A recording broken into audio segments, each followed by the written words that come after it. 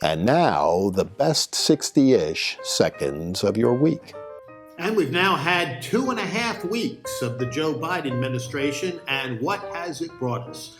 Our friend Rich Lowry wrote this week that the Biden agenda thus far has been the most left-wing agenda in the history of the country.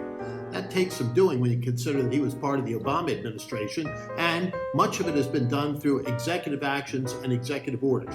This from a man who told us not that long ago that in order to legislate by executive order, you had to be a dictator. Well, he got one right.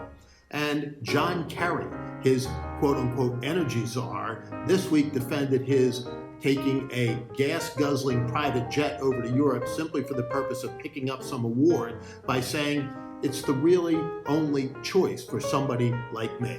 You know, their arrogance is exceeded only by their elitism. And as we think about presidents, today is the 71st anniversary of the 39th birthday of Ronald Wilson Reagan.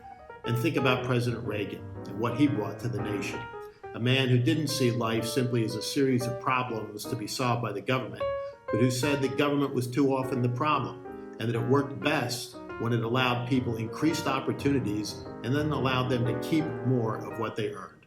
Ronald Reagan, one of the greatest, may he rest in peace. And this week I was thinking about my favorite educational program from my youth, Leave It to Beaver. And when Larry Mondella once upon a time told Mrs. Cleaver that Beaver had punched him in the stomach right where he almost had his operation, because AOC this week was defending how statements that she had made about almost being killed on January 6th really didn't prove to be all that accurate. In fact, they were gross exaggerations, to put it mildly.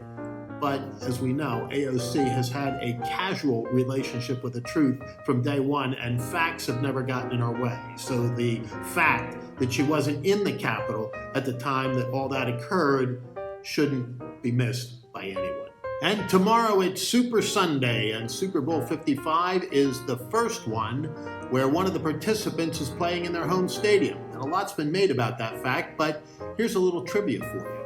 It's actually come close to happening a couple of times previously where a team in the Super Bowl played in their home city, although not necessarily in their home stadium. The old Los Angeles Rams did it years ago, and more recently, the 1985 San Francisco 49ers in the famous Inauguration Day Super Bowl did it as well. And you're going to want a prediction, and so I'll give you a little bit of predicate to my prediction. First of all, I'm a Philly boy, as some of you know, so naturally I like Andy Reid, but he's already got one. And I'm now transplanted to central Pennsylvania for many, many years, and Bruce Arians is a York County guy. You're beginning to get the drift. Perhaps most important, though, Crystal, whom some of you know is all of our right-hand person at Quantum Communications, is the Buccaneers' #1 fan anywhere in the country. I guarantee you, if you've ever watched her, you know what it's all about. So the Super Bowl, named by Lamar Hunt, the one-time owner of the Kansas City Chiefs, who named it after watching his son play with a Super Bowl, those things that were very popular back in the 1960s. You still want my prediction? Tampa Bay, 35-31.